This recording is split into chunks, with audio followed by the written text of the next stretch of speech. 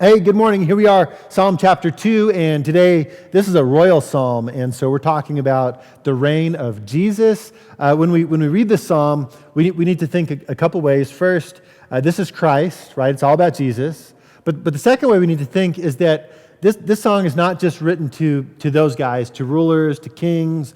It's not just about like, oh, Jesus is coming back. It's going to be so great.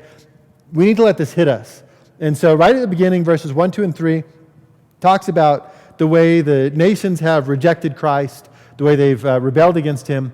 But when we read it, don't think about those guys, think about these guys, about us. Check it out.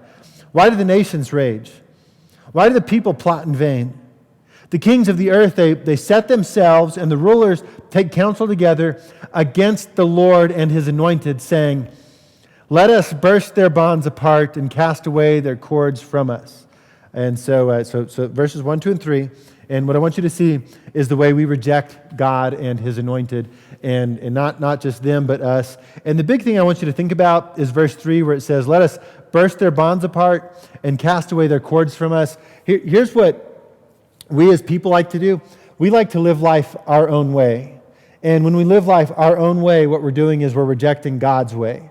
This is the psalm. We've decided, I'm going to live my life my way, how I want it, when I want it, for my pleasure, and for what I think is best in my life. And God says, time out. That's not the best. That's not right, and it's not the way that's going to lead you to everlasting life. Jesus is the way. Jesus sets the rule. He makes the rule.